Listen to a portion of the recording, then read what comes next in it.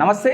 నిన్న శాసనసభ అటు జగదీష్ రెడ్డిని సస్పెండ్ చేయడం జరిగింది. సో ఆ విషయంలో మీ అన్నామని చెప్పేసి మీరు అన్నామని చెప్పేసి అని వాళ్ళు బీఆర్ఎస్ పార్టీ చెప్తుంది. సో ఒక ఏకవచనంతో వాడిర్రు, దానివల్లనే అసలు సస్పెండ్ చేయడం వచ్చింది అని చెప్పేసి కాంగ్రెస్ పార్టీ చెప్తూ ఉంది. ఒకసారి మాట్లాడదాం. మనతో పాటు పటేల్ రమేష్ రెడ్డి ఉన్నారు. నమస్తే అన్న. నమస్తే అండి. ఏమంటారు అసలు వాళ్ళేమో మీ అనే సంభాషణ ఏకవచనం కాదు అని చెప్పేసి బీఆర్ఎస్ పార్టీ చెప్తా ఉంది. మీరు దీనిపైన ఏమంటారు? ఇప్పుడు మేము చెప్పడం వాళ్ళు చెప్పడం కాదు. ఈరోజు దానికి సంబంధించిన వీడియోలన్నిటి కూడా బయటికి రావడం జరిగింది. దాంట్లో స్పష్టంగా ఒక స్పీకర్ను అవమానపరిచే విధంగా, ముఖ్యంగా దళిత స్పీకర్ను అవమానపరిచే విధంగా మాట్లాడిన విధానాన్ని అందరూ చూసారు. ఈరోజు రాష్ట్ర ప్రజలందరూ కూడా చూసారు. మీరు ఎప్పుడైనా గమనించండి, జగదీష్ రెడ్డి గారు ఎప్పుడు మాట్లాడినా కూడా అహంకారపూరితంగా, ఈరోజు ప్రతిపక్షంలో ఉంటే కూడా అధికార పక్షంలో ఉన్న విధంగా ఒక అహంకారపూరితంగా నేను ఏం మాట్లాడినా జల్తుంది, నేను ఏమన్నా జల్తుంది అనే ఒక ధిక్కార స్వరంతో మాట్లాడినట్టు ఆడ స్పష్టంగా కనపడుతుంది.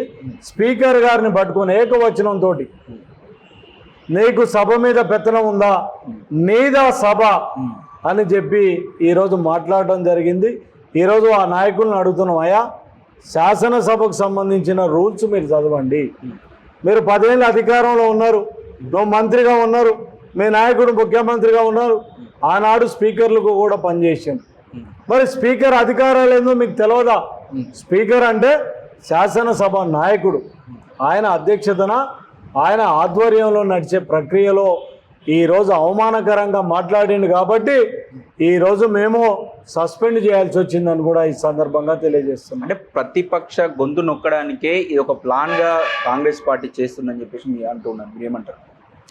మీరు గతంలో కనుక చూసినట్టయితే బీఆర్ఎస్ పార్టీ అధికారంలో ఉన్నప్పుడు కోమటిరెడ్డి వెంకటరెడ్డి గారు కానీ సంపత్ ఎమ్మెల్యేలు ఏమీ లేకుండా, కారణం లేకుండా ఆ రోజు ఏదో పేపర్ అయి వేసేసిందని చెప్పి ఇద్దరిని శాసనసభ సభ్యత్వాన్ని రద్దు చేసిన చరిత్ర బీఆర్ఎస్కు ఉందా లేదా అని చెప్పి మేము ఈరోజు అడుగుతాం. అంటే మీరు రివెంజ్ పాలిటిక్స్ వాళ్ళు ఈరోజు మా మీద అభియోగం మోపుతున్నారు, కానీ ఈరోజు మేము రివెంజ్ కోసమో లేకపోతే వాళ్ళ గొంతులు నొక్కడానికి కాదు. ఈరోజు 14 నెలలు అయింది, ఏ ప్రతిపక్ష ఎమ్మెల్యేని కూడా మేము సస్పెండ్ చేయలేదు.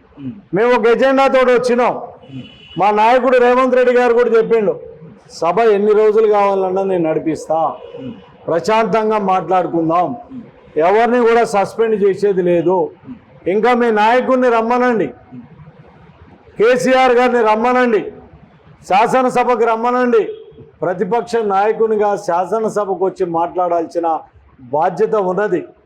ప్రజల అధికారం ఇచ్చిండ్రు, తాగి ఫామ్ హౌస్లో పండుకునేది కాదు.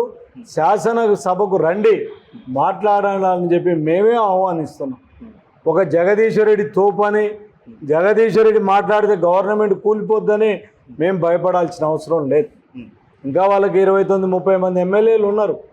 ఈరోజు అనైతికంగా ఈరోజు స్పీకర్ని అవమానపరిచే విధంగా మాట్లాడిందనే ఉద్దేశంతో సస్పెండ్ చేసిండే తప్ప మేము ప్రతిపక్ష గొంతుల్ని ఎన్నడూ కూడా నొక్కడానికి ప్రయత్నం చేయము. అంటే ఈ సస్పెన్షన్తోనే ఆగబోతుర్రా, వేటు కూడా వేయబోతుర్రా? అంటే అది మేము నిర్ణయించేదిగా, అది శాసనసభ స్పీకర్ కానీ ఎథిక్స్ కమిటీకి ఈరోజు పంపడం జరిగింది.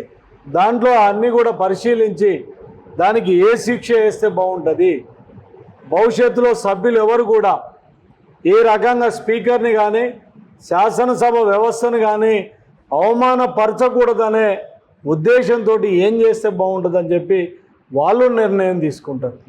జగదీష్ రెడ్డి మాట్లాడుతూ ఇది ఆవేదనతో మాట్లాడిన తప్ప అంతకుమించి ఏం లేదు, ప్రజలు ఎదుర్కొంటున్న సమస్యలకు వాళ్ళ ఏదో ఆ బాధలను తెలియజేసే ప్రయత్నం చేసిలో అది వాడాల్సి వచ్చిందని ఒక ప్రయత్నం కూడా చేస్తాం. మీరేమంటారు? ఇప్పుడు ఆయన చెప్పే మాటలకు లోపల మాటలు మాట్లాడిన దానికి అర్థం లేదు. ఇలా నీకు ఆవేదన ఉంటే ప్రభుత్వం మీద మాట్లాడండి, ముఖ్యమంత్రి గారితో మాట్లాడండి, మంత్రులతోటి మాట్లాడండి. స్పీకర్ ఏమన్నాడండి? స్పీకర్ ఏమన్నాడు?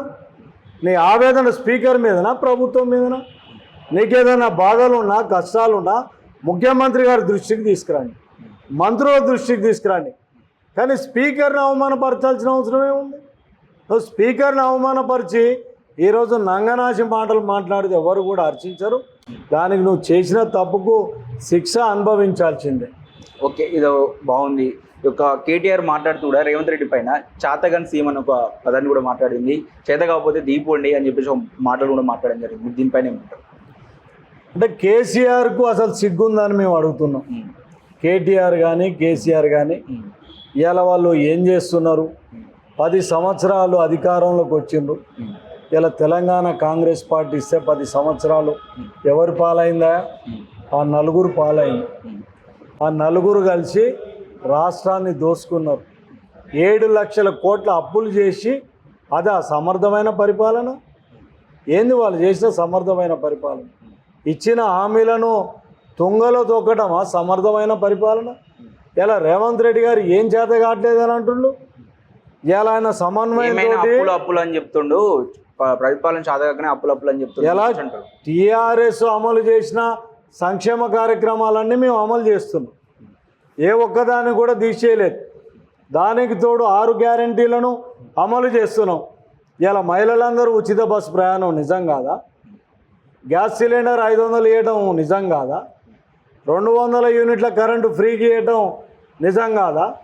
10 లక్షల వరకు ఆరోగ్యశ్రీ ఇవ్వడం రుణమాఫీ కాదా? దేశ చరిత్రలో ఎక్కడ లేని విధంగా 21,000 కోట్లు 25 లక్షల మందికి రైతులకు రుణమాఫీ చేసింది వాస్తవం కాదా?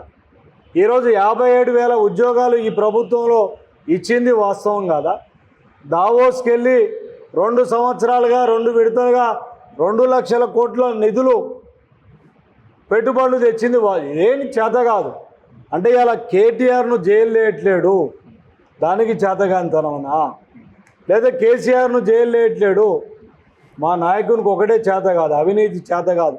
నీ చెల్లెలాగా లిక్కర్ స్కామ్లో ఇరికి జైలుకు పోవడం మా నాయకునికి చేత కాదు. ఈరోజు ఏ మాట ఇచ్చిండో ఆ మాట మీద నిజాయితీగా నిలబడటం మా నాయకునికి అలవాటు. ఈరోజు 14 నెలలుగా ఒక చిన్న అవినీతి మచ్చ లేకుండా ఎలాంటి నిష్పక్షపాతంగా ఈరోజు ప్రభుత్వ పరిపాలన చేస్తున్నాడు. ఒక కుటుంబ సభ్యుడు కూడా ఈరోజు పరిపాలనలో జోక్యం చేసుకోలే. నిన్న ఎమ్మెల్సీలు చూడండి, సిగ్గుపడాల వాళ్ళు. పార్టీలో న్యాయం జరిగింది. కింది స్థాయి కార్యకర్తలకు ఒక ఎస్టీ శంకర్ నాయక్ కింద ఒక సామాన్యమైన కార్యకర్త శంకర్ నాయక్ కానీ, ఈరోజు ఆయన దయాకర్ కానీ, విజయశాంతి కానీ, వీళ్ళందరూ ఎవరా? కాంగ్రెస్ పార్టీ కోసం, ఎనలేని ప్రజల కోసం సేవ చేసిన వాళ్ళకి ఇచ్చింది. ఇవాళ కేసీఆర్ గారికి అటు ఎంపీలు కానీ, ఎమ్మెల్యేలు కానీ, ఎమ్మెల్సీలు కానీ లక్షల కోట్ల రూపాయలకు అమ్మిన చరిత్ర కేసీఆర్కు ఉంది. ఈరోజు మాకు 37 మందికి కార్పొరేషన్ చైర్మన్. ఎన్లో ఎవ్వనైనా నువ్వు తీసుకోండి, కాంగ్రెస్ పార్టీ గుండె చించుకునే కార్యకర్తకి ఇచ్చిండు. ఇలా నిజాయితీ పరులైన కార్యకర్తలకు ఈరోజు పదవులు ఇస్తున్న చరిత్ర మా రేవంత్ రెడ్డి గారికి దక్కింది. ఇచ్చిన మాట మీద ఉండే చరిత్ర రేవంత్ రెడ్డి గారు. చేతగాని దద్దమ్మ కేటీఆర్, చేతగాని దద్దమ్మ కేసీఆర్ అని కూడా ఈ సందర్భంగా తెలియజేస్తున్నాం. ఇన్ని పనులు చేస్తున్నప్పటికీ కాంగ్రెస్ పార్టీ ప్రభుత్వం చెప్పుకోలేకపోతుందా? లేదా పార్టీ నుంచి పార్టీకి అటు ప్రభుత్వానికి గ్యాప్ ఏమైనా ఉందా? ప్రజల్లో మాత్రం ఒక నెగిటివ్ ఫీలింగ్ మాత్రం ఉన్నట్టయితే కనిపిస్తుంది. మీరు దీనిపైన ఏమంటారు? ఏమీ లేదండి, ఇదంతా కూడా టీఆర్ఎస్ బీఆర్ఎస్ కుట్ర. ఈరోజు నేను ఓపెన్గా ఛాలెంజ్ చేస్తున్నా. ఈరోజు జగదీశ్వర్ రెడ్డి గారిని మేము సస్పెండ్ చేసినాం అని అనైతికం అంటున్నారు కదా. ప్రజలలో మాకు బలం లేదు కదా, ఆయన రాజీనామా చేయించండి, ఎన్నికలకు పోదాం. డిపాజిట్ రాకుండా ఓడిస్తాం. డిపాజిట్ రాకుండా బీఆర్ఎస్ను సూర్యాపేటలో ఓడిస్తాం. ప్రజలలో మాకు బలం ఉందా? ప్రజలు మా మీద వ్యతిరేకంగా ఉన్నారా? మా పథకాల పట్ల మంచుకున్నారా లేదా? మా ఇందిరమ్మ పాలన పట్ల బాగున్నారా లేదా? మా నాయకుడు రేవంత్ రెడ్డి మీద విశ్వాసం ఉందా లేదా అనేది అప్పుడు తెలుసుకుందాం. ఊకే మాటలు ఎందుకు? నేను వాళ్ళకి దమ్ముంటే ఎమ్మెల్సీ ఎన్నికలలో ఎందుకు పోటీ చేయలే? ఎమ్మెల్సీ ఎన్నికలలో మీరు మ్యాచ్ ఫిక్సింగ్ చేసుకొని కాంగ్రెస్ను ఓడించడానికి బీజేపీ తోటి జతగట్టి మీరు చేసిన పన్నాకు. దమ్ముంటే రండి, ఈరోజు సూర్యాపేటలో పోటీ చేద్దాం. నిన్న ఎంపీ ఎన్నికలలో ఏమైంది? ఓ 10-12 సీట్లలో డిపాజిట్ కోల్పోయాను. నువ్వు చేతగాని దద్దమ్మవు, పార్టీ నడపలేవు, తాగి పండుకుంటున్నావు, నువ్వా మమ్మల్ని అడిగేదని చెప్పి కూడా ఈ సందర్భంగా వాళ్ళని అడుగుతున్నావు. ఇది చూస్తూ ఉంటే మేము ఏదైతే మీరు చెప్తా ఉన్నారో అవన్నీ అబద్ధాలు. మీకు దమ్ముంటే రండి, ఇదే జగదీశ్వర్ రెడ్డి వచ్చి పోటీ చేయాలి నా పైన అని చెప్పేసి అక్కడ కాంగ్రెస్ పార్టీ ఏది పథకాలు నిజంగా అమలు చేసి ఉంటే గెలుస్తుందో ఏదో అక్కడే తేల్చుకుందామని చెప్పేసి పటేల్ రమేష్ రెడ్డి మనతో పాటు చెప్తున్నారు. కెమెరామెన్ పాచతో అక్షిత, హైదరాబాద్.